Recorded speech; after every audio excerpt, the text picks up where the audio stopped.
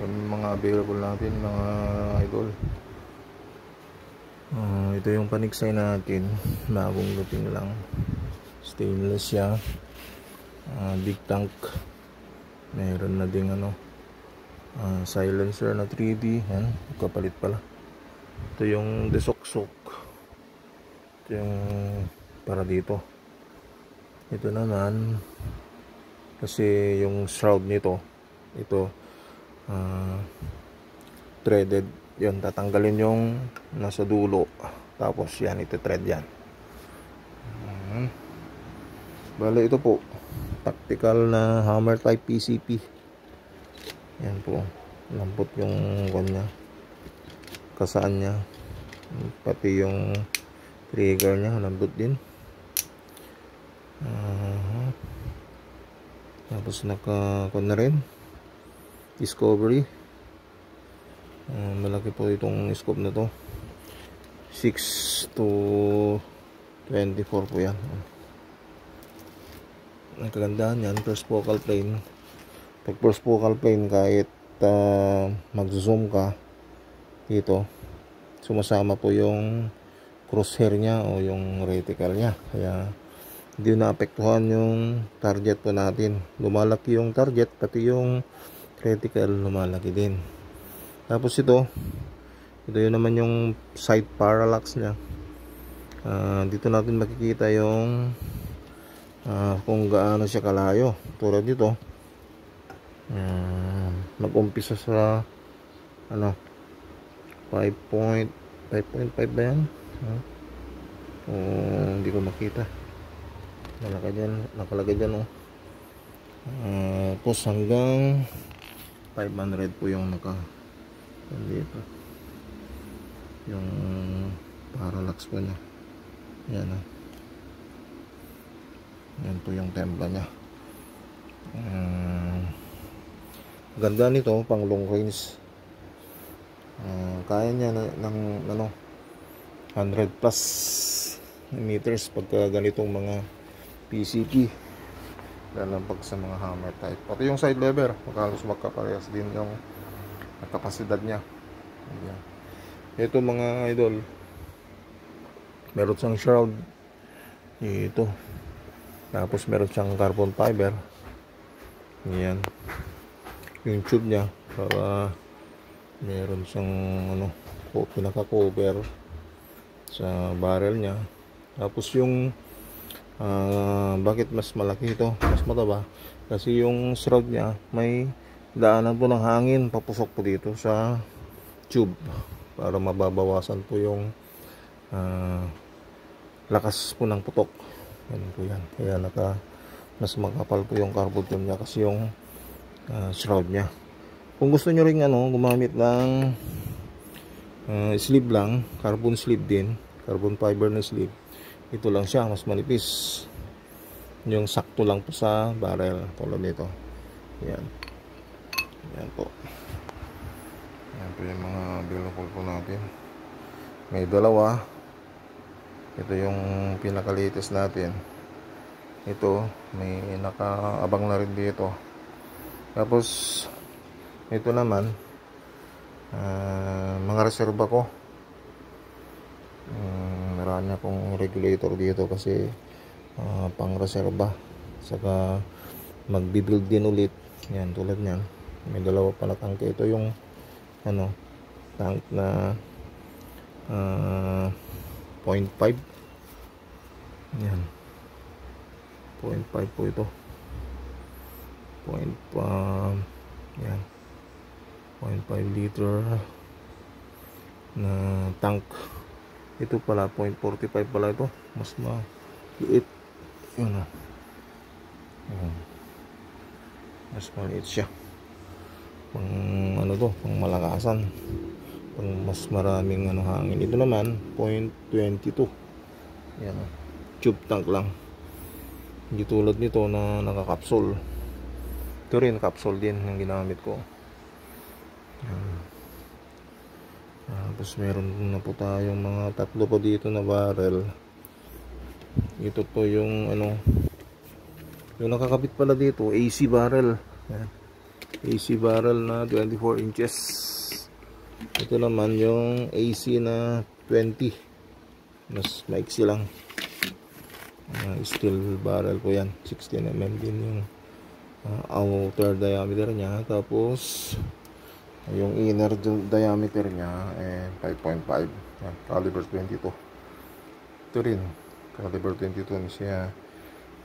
Bale ito po ay CBB. Ayan, ito naman CBB na 24 inches. Ayan, Lodi. Ayan, 24 inches, kaya mas mahaba. Pagka sa mga pang bagay sa mga 20 inches, lagay natin sa side lever na PCP na i-build natin. Ito, meron po tayong tatlo na tatlong China reg.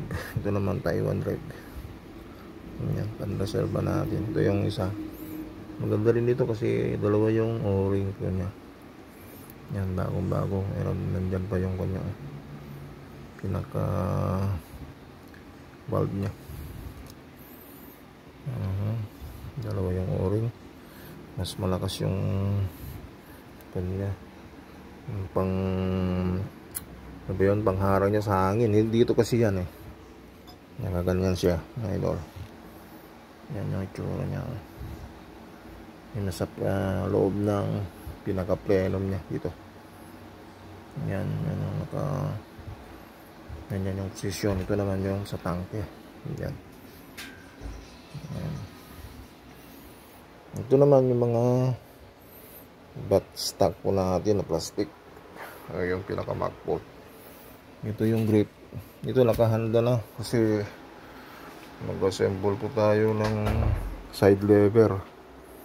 Meron na akong order na isa na receiver din, kaya yan, nakahanda naman yan. Din tayong isang dito scope na compact. Yan, rest hunter po yan. Ito naman under railing, nilalagay sa rail ng receiver. Tulad nito, ito yung under rail nya. Ganyan yung itsura. Kasi bubuin ko na side lever. Yan. Yan, sa mga may mga nakaabang kasi mga idol,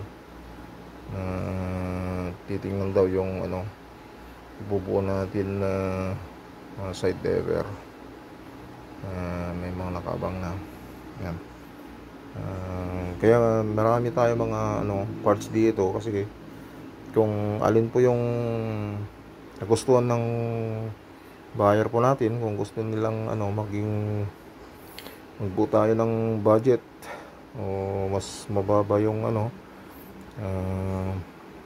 budget nila, ito yung mga ilalagay natin. Siyempre pag mga ganito na accessories, mas maliliit, mas mura po mga yan. Ito naman sa barrel, halos magkakaparehas lang, pero sa mga tangke, sa regulator, yan ang kaya ganyan mga idol. Kung gusto rin minsan din gusto ng mga iba mas magaan, siyempre mas maliit yung tangke, mas magaan siyang bitbitin. Pagka mas malaki, mas mabigat. Ang gaganda naman ng ganyan, mas marami putok. Yun ang gandaan naman pag malaki. Sabagay pag merong tayong mother tank, bit-bit, pwede rin kahit malit lang.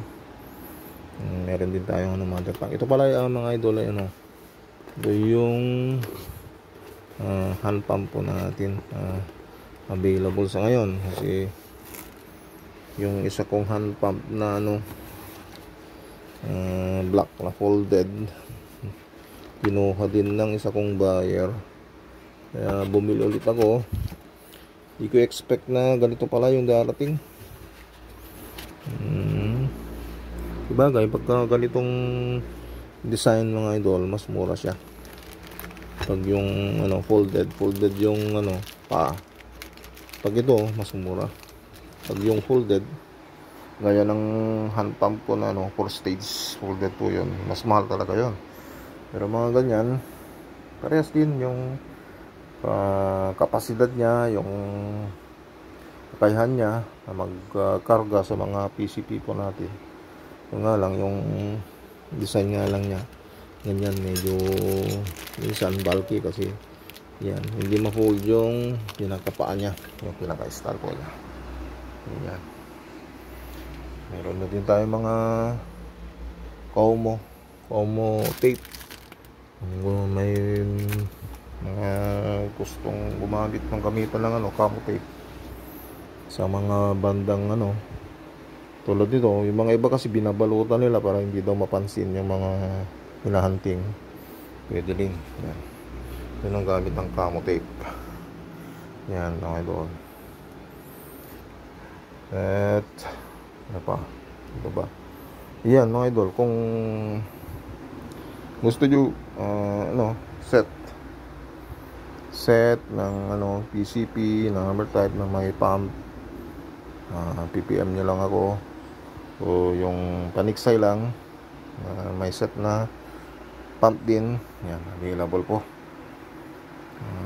Mag PPM lang po kayo sa akin at yun po yung gagawin po natin. Ayan. Yan po. Thank you sa mga sumusuporta sa ating mga ka-airgun. At salamat sa mga tiwala. Sa mga nagtiwala na rin sa atin. Enjoy lang po natin ang ating hobby. Ayan. Ayos. Thank you very much.